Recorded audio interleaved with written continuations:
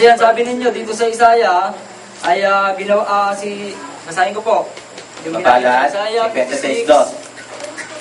Isaiah 56 verse 2. Mapalad ang taong gumagawa nito at ang anak ng tao ay nangahawak dito. Hindi ng Sabat upang wag lapastanganin at nag-iingat ng kanyang kamay sa paggawa ng anumang kasamaan. Ano? Sino po ang tinutukoy dito? Basta tao, anak ng tao.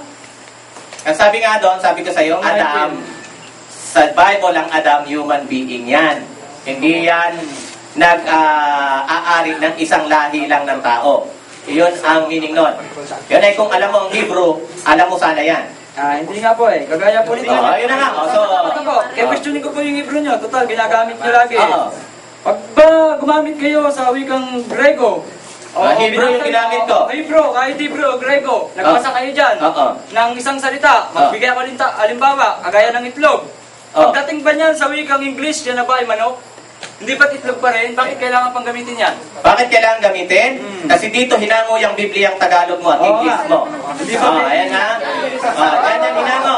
Sige. Hindi ba pwedeng ito na lang gamitin natin? Ay sa'yo, kung yan lang ang gusto mo, ikaw lang. Pero ako gusto kong gumamit ng Hebrew eh. Ba't mo akong pakikialaman? Kung hanggang doon lang ang kaya mo, wala akong pakialam. Hello? 5 minutes. Okay. Hindi na. Muna.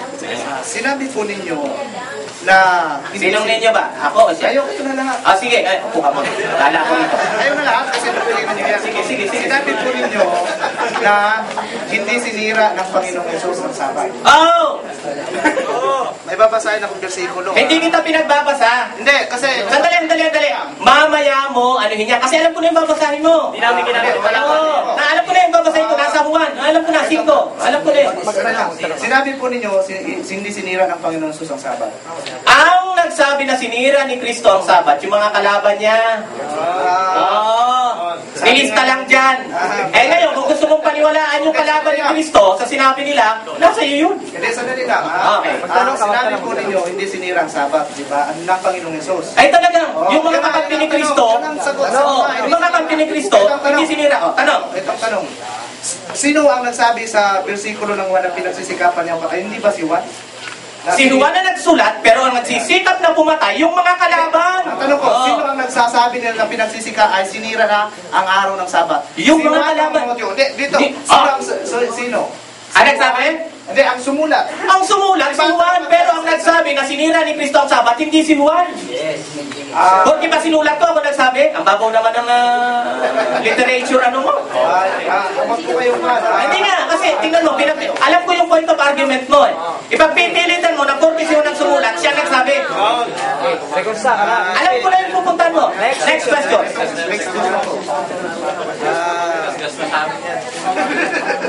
Palasak na yan. Ginaganap po ba ninyo ang kautusan ng Sabat? Kung akong tatanungin mo, kasi ako, hindi ko alam yung mga kapatid ko, secretly, kung ano ginagawa nila, kung tatanungin mo, opo. Yun. Ito opo ang tanong nyo. Opo. Sagutin nyo.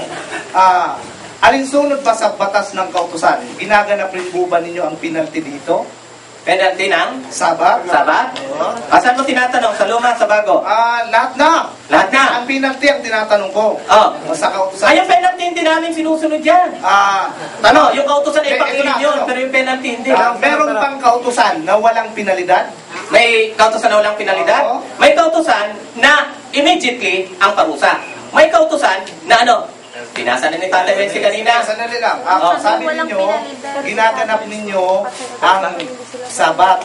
Ngayon, tinatanong ko kayo kung ginaganap ninyo ang penalidad dito. Ano po ba ang penalty ng Sabat? Ang penalty? Depende sa kasalanan yan. Ito, pwede, babasahin ko pala at saka dito ako magtatay. Mamaya ka na magbasa. Doon na sa explanation mo. Tanong ka lang, huwag kang bumasa. Oras. Sa oras na explanation mo, Pastor, nakakaalam ka naman ng batas ng usapan eh. Oras. Next question. Next question. Ito po. Ang Panginoong Jesus po ba ay ginanap niya ang Sabat? May sabi niya eh. Gusto mong basahin ko? Saan niyo po mababasa na ang Panginoong Yesus ay Sige. niya ang Okay. Sabat sa naaraw ng pagsambay Sabado? Ito na, minsan binasa ko na, ugali niya pag pumupunta sa sinagoga, araw ng Sabat. Tapos ito pa, karagdagan. 5, 17, 1 minute hanggang na lang. 19. 1 minute na lang. 17. Huwag ninyong isipin, ako'y naparito upang sirain ang kautusan o ang mga propeta. Pumunta siya rito para ano? Ako'y naparito hindi upang sirain, kundi upang ganapin. Tanong, Nakita nung mo? ginanap po ba ay nung natapos na natupad na, ay ginaganap po ba hanggang ngayon? Ayusin mo yung tanong. Ginaganap pa nga, inakita mo nga kahit nasa langit kasi. Sino ba nang tinatanong mo? Sino ba tinatanong mo na? Si Kristo o... Kaya po ang tinatanong ko, Ako na, hindi na kay Kristo. binabasa yung versikulo. Ang tanong ko, sabi ng versikulo, hindi siya naparito upang sirain, kundi upang ganapin. Opo. Naganap na po ba niya Alin ang naganap? ng Panginoong Sus ang Sabat? Weekly nga niya, ugali niya, ginaganap eh. Naganap. Oh. Kung naganap po ba niya na natapos na at siya ay naparito upang ganap, hindi upang sirain, kundi upang ganapin. Ngayon, natapos na po ba yun? Ay, hindi pa nga si Pablo nga, ugali pa rin, oh. Ugali pa rin ni Pablo. Kung hindi pa po natapos, Jojo. sabi po ni Sige, pagbigyan nyo. Kung hindi pa natapos, sige lang. Itong last question na to, pagbigyan nyo. Kung hindi pa natapos, Sa ano? versikulo po ay sinabi dyan na hindi siya naparito upang sirain, hindi upang ganapin. Nung Correct. nakatapos na ganap, ipinatutupan pa po ba? Ito nga obviously, explicitly implied, tinutupad. Kasi hindi naman tanga si Pablo na maging kaugalian niya pa. Pumunta ng Sabat, kung hindi na ito Saan po niyo pinatutupad. mapabasa na yung ipinatupad, ginanap ni Pablo na Sabat ay araw ng Sabado? Aba, at duda pala itong tingnan mo ha. O sige. Tingnan natin. Last question na yan, tapos kayo na magpe-present. Okay, sasagutin na lang. Wala nang follow-up question. Sasagutin na lang ni Brother Richard yan. Okay. Titingnan mo. Eto ha. Itong Pablo na ito, talagang ugaling pumunta sinagoga ang Sabat. Sa Kapitulo 13, tingnan natin ha. Nandun sila sa Antioquia. Tingnan natin. Sa verse 42 na. And as Paul and Barnabas were going out, the people keep begging that these things might be spoken to them the next Sabbath. Nakakasiguro kami na ito na ito'y weekly Sabbath. Bakit? Sa verse 43, now, when the meeting of the synagogue, saan daw? Sa sinagoga, doon naman talaga pumupunta eh. The meeting in the synagogue had broken up, many of the Jews, tingnan nyo, sabi nyo, yung mga of the God-fearing prophets, followed, 13, 42, 43, hanggang 44, followed Paul and Barnabas, who is speaking to them, were urging them to continue in the grace of God. Verse 44, and the next Sabbath, sumunod na and the next Sabbath, the whole city assembled to hear the word of God. Ate Bensi, alam mo ba yung version dyan na puro Sabado ang nakalista? Okay, siguro Ha? excuse me, brother, okay. Hindi, kasi challenge sa pastor, kung ito mabasa ko Sabado ito. Pag di ko nabasa Sabado ito sa ibang pabibinyag ako sa inyo. Pero kung nga mabasa ko Sabado ito sa ibang salin, pabibinyag ka ba sa akin? Tapos na ang oras ng pagtatanong. Yung versikulo binasa mo? Tapos na ang oras ng pagtatanong at magkakaroon naman ng unang paglalatag sa panig ng The Gospel of Christ. Unang paglalatag dito, ano? Unang paglalatag. Okay. Sino ang unang maglalatag sa inyo? Para na kayo mag-ina. Dali lang. Dali lang para ano. Dali lang natin. Dali pa.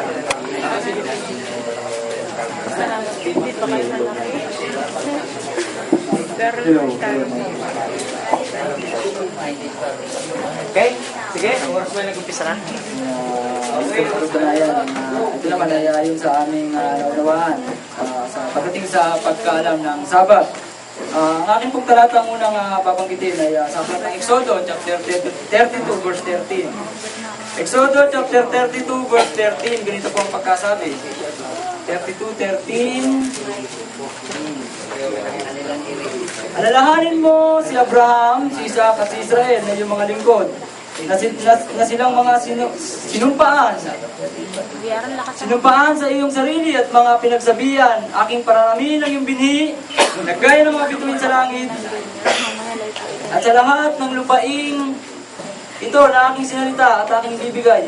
Teka, 32 ano ito? 32:13.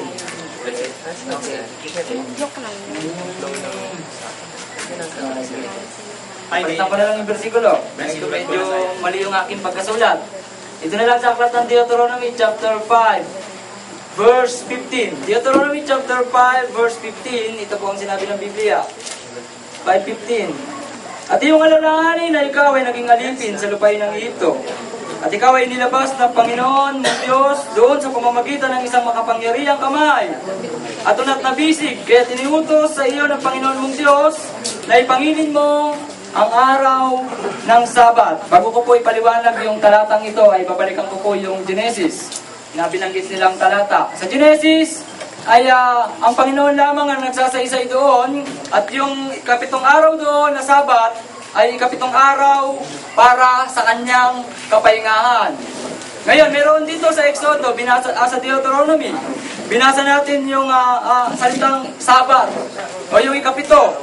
Ito namang Sabat na ito ay, ang sabi dyan, ay sinalita, Deuteronomy chapter 5 verse 15, ito ay sinalita sa mga Israelita na kung saan ang Sabat daw ay kakailangang ganapin nila, ipangilin nila, sapagkat ito ay pag-alaala ng pagpapalaya sa kanila ng Panginoon sa pagkaalipin sa Ehipto.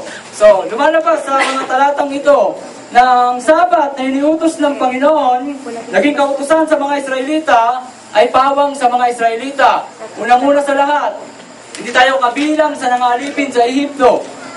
Bago tayo lumitaw, matapos na silang nakalaya sa bansang Ehipto. Kaya ang talatang ito, isa pa lamang ay nagpapatunay na ang Sabat ay iniutos para sa mga Israelita at hindi para sa ating sa panahon na ito.